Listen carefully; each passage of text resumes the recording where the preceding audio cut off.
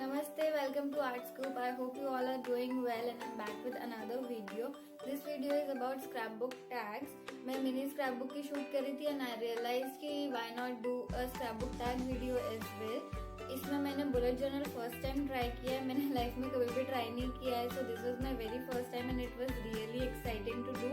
I hope ये आप लोगों को पसंद आए. एंड मिनी स्क्रैपबुक की वीडियो नेक्स्ट वीक रिलीज हो रही है संडे को, so please stay tune for that. And सबसे पहले हम लिस्ट ऑफ मटेरियल्स देख लेते हैं इस वीडियो के लिए and then will jump to the process.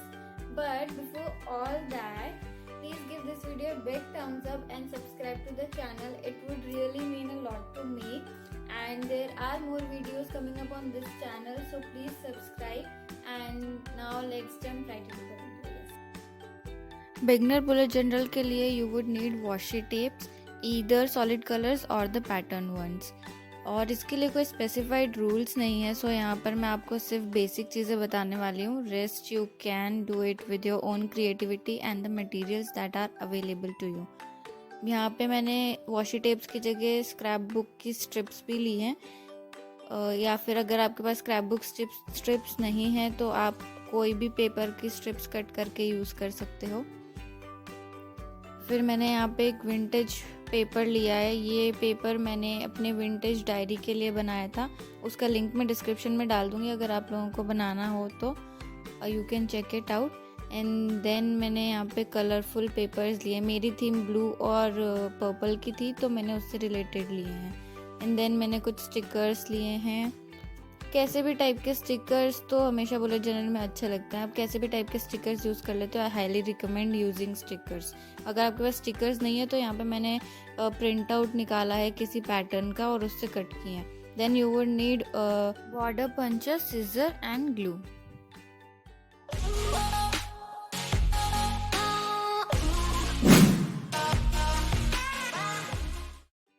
यहाँ बेस की साइज बिल्कुल मैटर नहीं करती है. It's up to you. And also today I am not doing it in a journal because I will add these in my mini scrap book later. So अभी मैं अपना vintage paper लेके हाथ से ही इसको फाड़ रही हूँ. मैं सीजर से कट नहीं कर रही हूँ क्योंकि मुझे ऐसे रफ एजेस चाहिए अपने लिए. मुझे थोड़ी विंटेज वाइब्स टाइप का बनाना है इसको. सो एक ऊपर के कॉर्नर के लिए और एक नीचे के कॉर्नर के लिए मैं फाड़ रही हूँ इसे. दोनों पीसेस को पेस्ट करने के बाद मैं ये स्ट्रिप्स में से एक मैचिंग पैटर्न सेलेक्ट करके पेस्ट कर दूंगी. और यहाँ इसको पेस्ट करने के लिए मैं फेविस्टिक यूज़ कर रही हूँ. मुझे सबसे ज़्यादा इजी टू यूज़ यही ग्लू लगता है. आपके पास जो भी अवेलेबल है यू कैन यूज़ दैट. और फिर एक्सेस कट कर देंगे हम. एंड देन मैं पर्पल पैटर्न पेपर ऐड करना चाह रही हूँ इधर. इसको मैं साइज़ के हिसाब से हाफ में कट कर लूँगी. इसको मैं बेस पे रख के देख रही थी कि कैसा लगेगा, मैच होगा या नहीं, दोनों मैं ऐड करूं या एक ही करूं.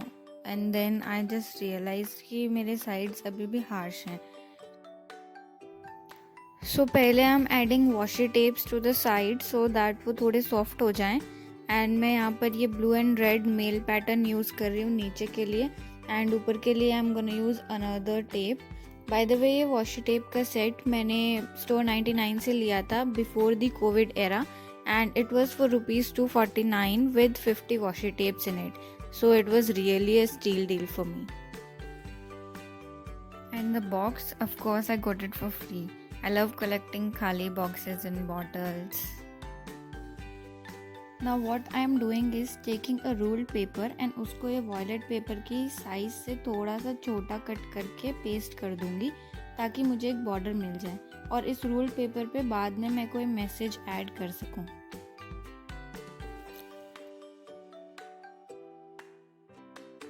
I must say stickers add करना मेरा फेवरेट पार्ट था इस पूरे प्रोसेस का. इनमें से कुछ स्टिकर्स मैंने ख़रीदे हैं और कुछ कलेक्ट किए हैं मैगज़ीन और बुक्स में से कट आउट करके.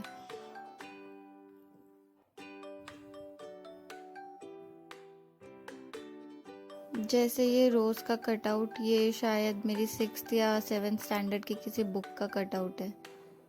और ये पर्पल सर्कल मैंने प्रिंट आउट करके रखा हुआ था तो उसी को कट करके पेस्ट कर रही हूँ.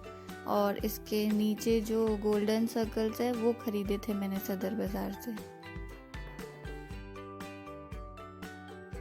वैसे तो हमारा फर्स्ट टैग कंप्लीट हो गया है, but I am going an extra mile and rounding off the edges with the help of this puncture.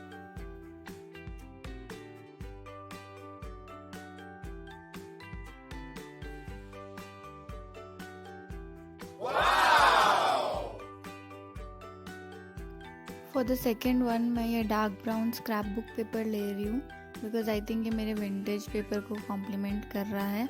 I don't know, this is more like a vibe game. But पहले मैंने सोचा था मैं इसे base पे लगाऊंगी, but then I change my mind. Base के लिए मैं यही वाला टाइट पेपर ले रही हूँ। आई थिंक इसके 2 पीसेज में लेके पेस्ट करने वाली हूँ। इसमें भी मैं कंफ्यूज थी कौन सी साइड पे सेकेंड पीस में लगाऊँ। So told you, it's a total vibe game. और ये संदेशा उन लोगों के लिए जिन्होंने ये वीडियो यहाँ तक देखी है और उन्हें ये पसंद भी आ रही है, उन सबको विद्या कसम, भाई प्लीज़ सब्सक्राइब कर दो, क्योंकि एक तो ये फ्री होता है और दूसरा ये सच में फ्री ही होता है, करके देख लो। और अब मैंने इसमें वही सेम वॉयलेट पेपर और रूल्ड पेपर लिया है, पर अरेंज अलग तरह से करेंगे। और साइड में मैंने ब्लू स्क्रैप बुक पेपर की स्ट्रिप लेके पेस्ट किया है।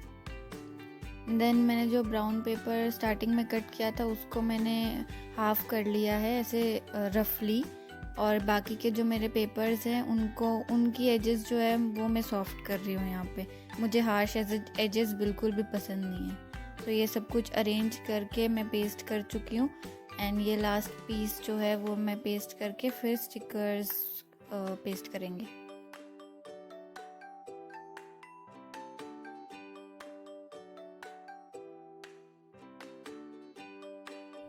ये स्टिकर्स मुझे कैफ़े से मिले थे। बेसिकली वहाँ फीडबैक देने के लिए इनको पेस्ट करना था। तो I really like this unique idea, और जो बच गए थे वो मैं घर लेके आ गई, और देखो आज काम भी आ रहे हैं। बस अब ये लास्ट स्टेप एजेस को राउंड करने का है। मुझे पंचर उल्टा पकड़ के यूज़ करने की आदत है, सो दैट मुझे पीछे से दिखता रहे कि मेरा पेपर कितना अंदर जा रहा है।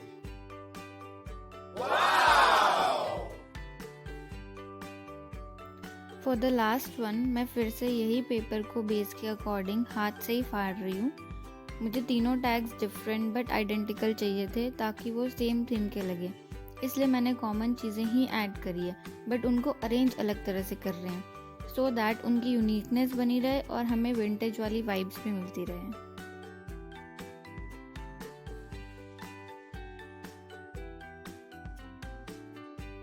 यहाँ पे ये येलो स्ट्रिप मैंने फर्स्ट वाले में भी यूज़ किया था। यहाँ पे मैं एक एज से ट्रायंगल कट करके दोनों को पेस्ट करने वाली हूँ। उस फर्स्ट वाले में मैंने ऐसा नहीं किया था।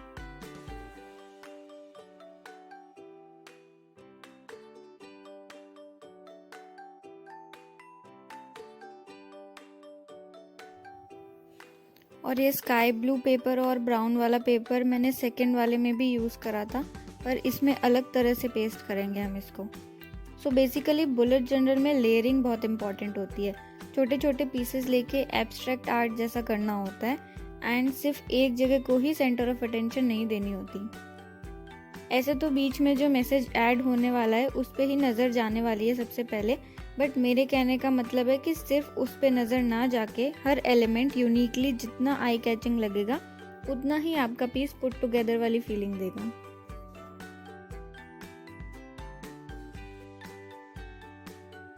इनफ ऑफ द ज्ञान। एट द एंड ये आपका यूनिक पीस होने वाला है, आपकी इंडिविजुअल पर्सनालिटी रिफ्लेक्ट करने वाला है। इसको डेफिनेटली आर्ट थेरेपी में यूज़ करना चाहिए। मुझे बहुत रिलैक्स्ड और काम फील हो रहा था इसे बनाते हुए।